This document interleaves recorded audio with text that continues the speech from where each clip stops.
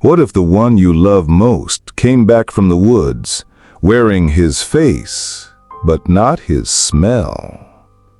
My name doesn't matter. I don't talk. I don't read. I don't chase cats. I smell. I smell everything. And right now, something is very, very wrong with my human. John packed the green bag 3 days ago. I knew the smell before he zipped it. Cedar, smoke, tarp, firelighter, camping bag. He always took it when the leaves started to fall and the wind turned sharp. Solo trip, he said. Be back Monday. I don't know what Monday is, but I know his schedule, his scent, his rituals. He rubbed my ears, kissed my nose. He smelled like soap and bacon. Then the door closed, and he was gone. The house gets cold when he's away. Not cold like temperature, cold like absence. The couch kept his smell for a day, the bed for 2. But by the 3rd sunrise, the warmth was gone. No breath, no sweat, no crumbs, just me. I curled up at the door. I waited. Then the door opened. Hey, boy! Same voice, same boots, same smile, but wrong. His hug didn't taste right. His coat didn't hold him. Underneath the layers, past the soap and shampoo and winter wind, something damp and earthy clung to him. Moss, cave, rotting metal. I watched him eat. He still liked eggs, but the pan stayed cold longer. He used too much salt. He chewed slower. That night, I waited at the foot of the bed. He patted the blankets. Come here. But I didn't. I smelled the place where his foot stuck out from under the blanket. The toes twitched like his, but the scent underneath made my ears twitch backward. It wasn't sweat. It wasn't skin. It was stone. 2 days passed, or maybe 3. The mailman came. I barked once. Fake John didn't come to the door like usual. He was in the bathroom, staring into the mirror, not fixing his hair, not brushing his teeth, just staring for hours. I whined. He didn't blink. Then 3 mornings later, something worse happened.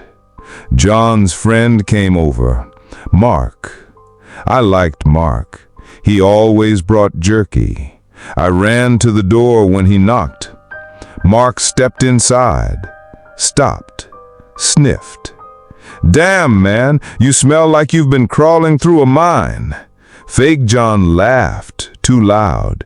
Guess I brought the forest home with me, huh? Mark didn't laugh back. He didn't stay long. 15 minutes, maybe less. He left the jerky on the table, and when I sniffed it, it smelled like fear. That night I crawled under the couch. It's where I used to hide bones, and once a sock John couldn't find for weeks. I stayed there, watching, listening. He walked the house at night now, not going anywhere, just walking, soft steps, slow, almost like pacing. Once he stopped in front of the hallway mirror. I saw his reflection move a second too late. It blinked after he turned away. I growled, and for the first time, he looked scared. You don't like me anymore, boy? He crouched, held out a hand. I didn't move. His fingers twitched, too many joints. I stayed under the couch. He whispered something as he turned away, words I didn't know, words no human had ever spoken in this house. Days passed, maybe a week.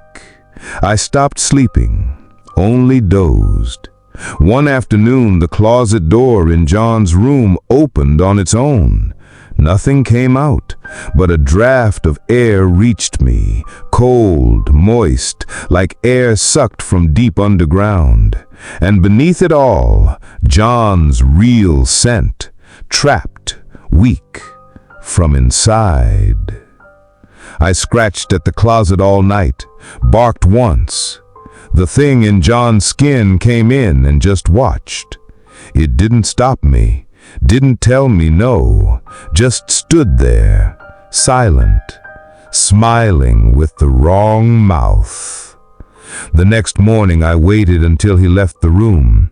I pushed the door open with my snout. Inside, nothing, just coats, dust, and shadows. But the smell, stronger. I climbed in. My paws scraped wood. Then, hollow. A board, lifted. Beneath it, a crawl space. I howled, loud, deep, desperate. The sound echoed down into that darkness, and something below whimpered back. I turned to run, but he was there, in the doorway. No expression, just blocking the light. Found something, huh? His voice was John's voice, but I smelled nothing in it. No breath, no warmth, no life. He stepped closer. I stepped back into the crawl space. Cold dirt touched my pads. He crouched, too low. I tried to be him, I really did. He sighed. But you were always the smart one, huh? I barked, not a warning, a call. Something answered from below. Scratching, whimpering, breathing.